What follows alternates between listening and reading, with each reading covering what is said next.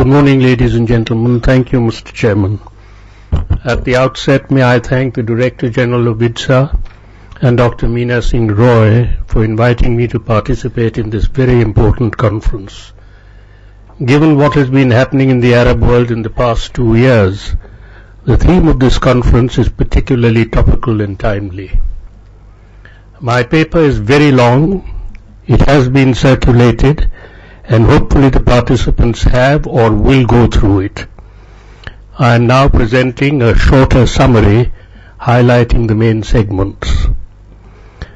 The paper has 3 components. First, an assessment of the main security challenges in the region currently. Secondly, a review of the current security architecture existing in the region.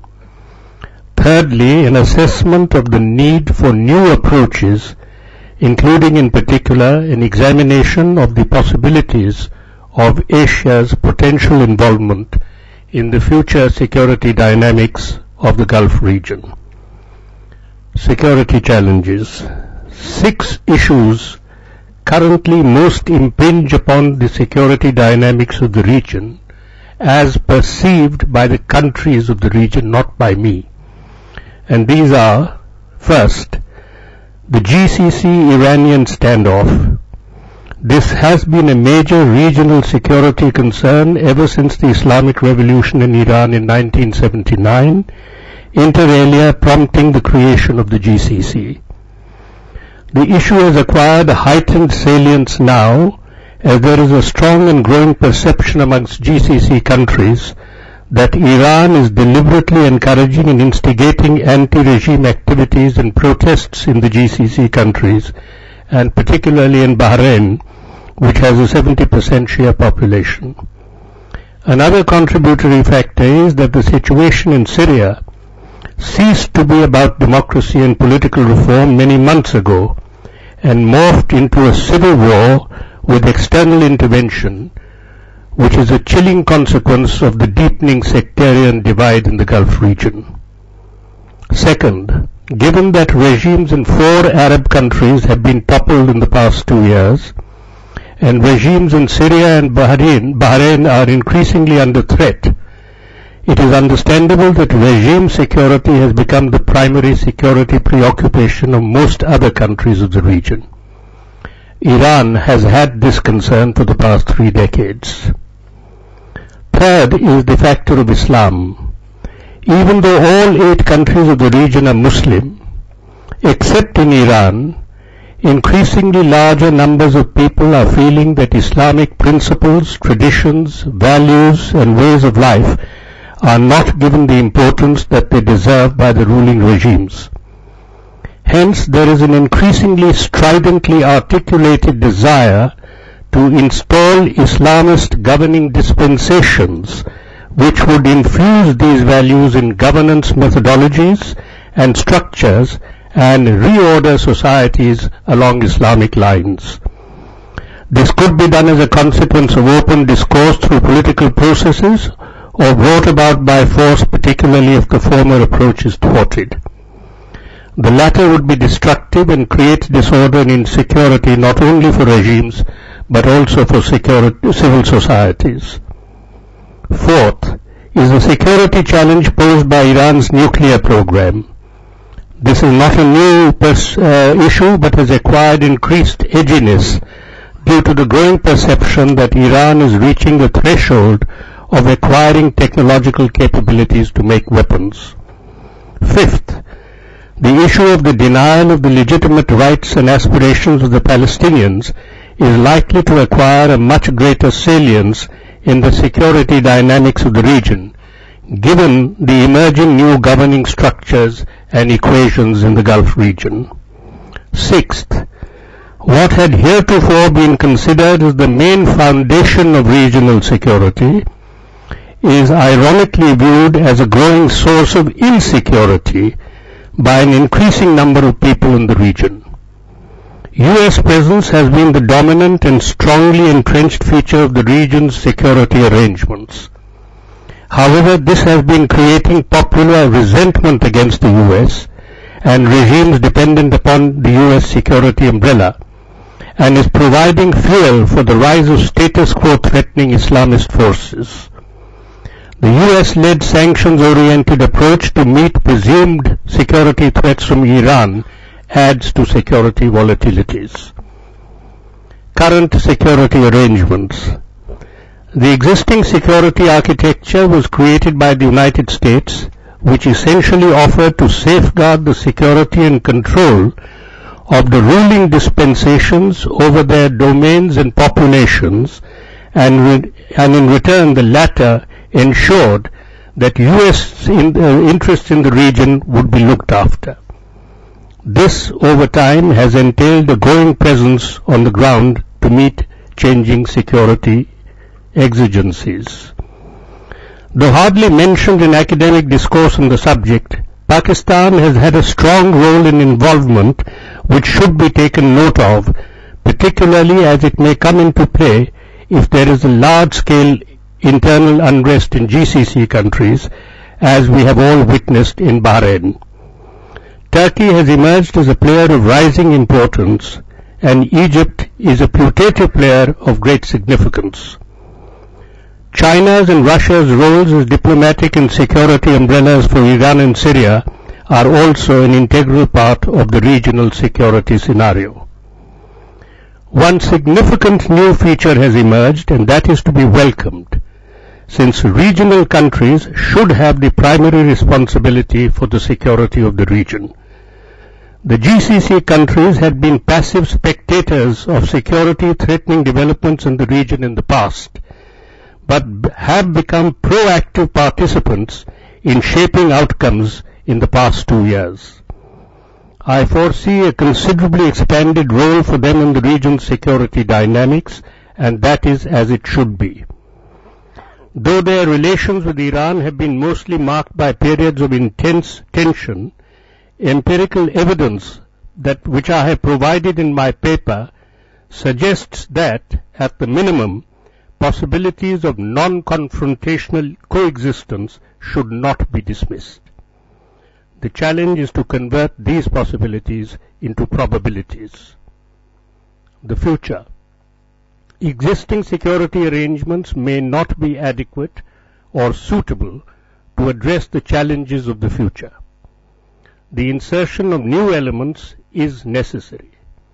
The current militaristic and military alliance-dominated, zero-sum outcomes-oriented, exclusivist approaches need to be supplemented by dialogue-based, compromise-oriented, inclusive approaches. The phrase supplemented rather than replaced has been deliberately used because the reality is that the U.S. presence and role in the region is not about to be changed anytime soon. The potential Asian role. At the outset, let me state that the Gulf region, consisting of the 6 GCC countries, Iran and Iraq, are integral geographical parts of Asia.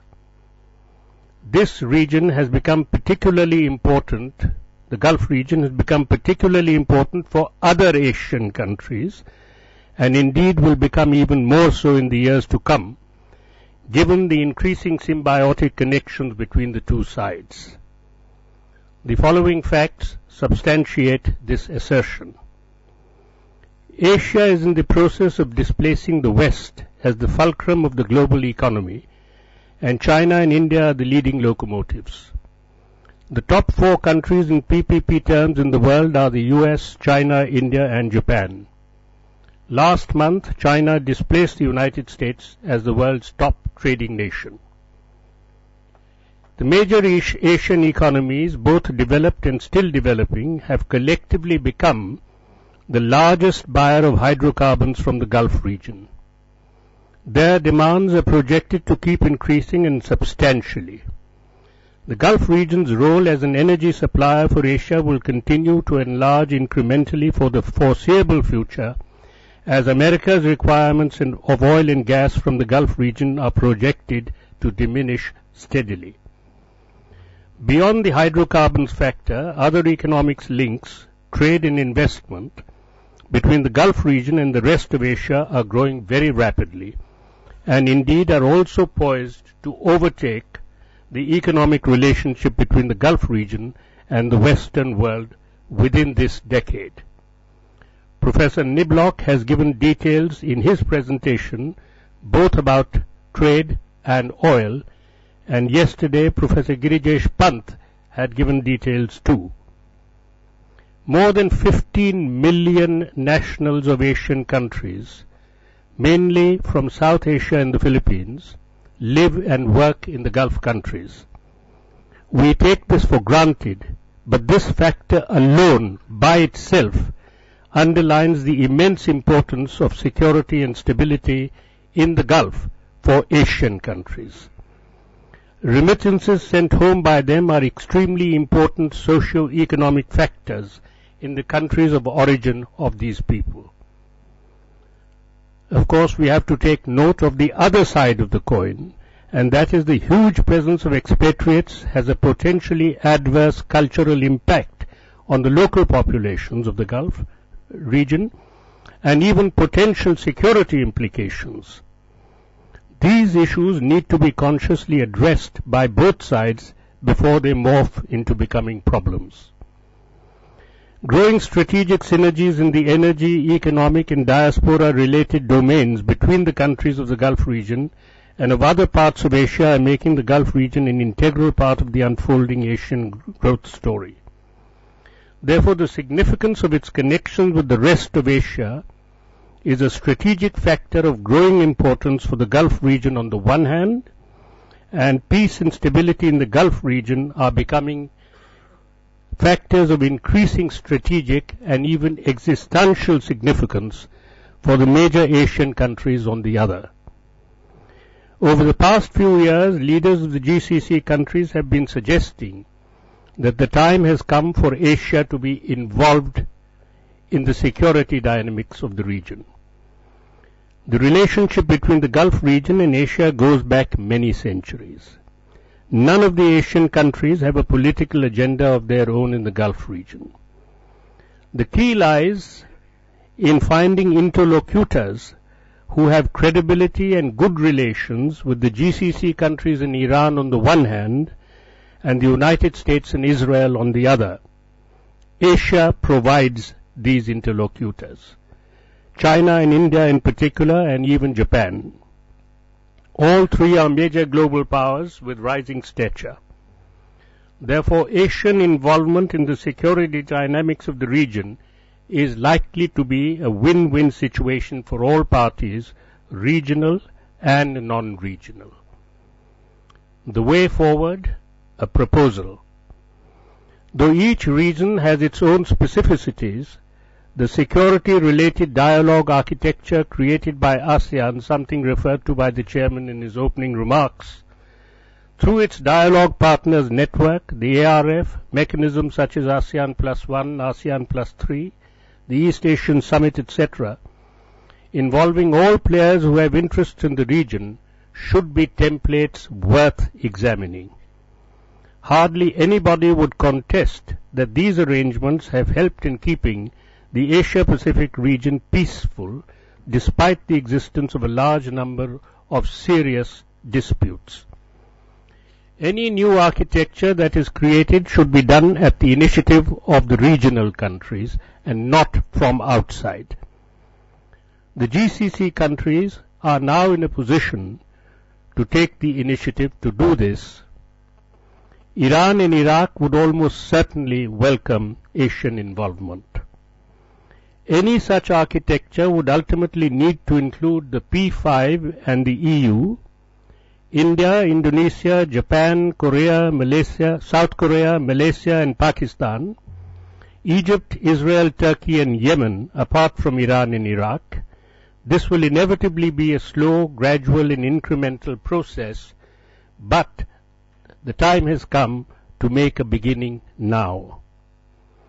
I would propose that workshops with open-ended time schedules be convened under the auspices of institutions like the Gulf Research Center, the Qatar Foundation, the King Faisal Center for Research in Islamic Studies, or any other institutions that may be considered appropriate, and charged with A, reviewing the literature relating to the subject, including compiling a comprehensive list of previous proposals and culling elements relevant to contemporary conditions, and B, engaging intensively to create potentially workable supplementary security frameworks for the Gulf region.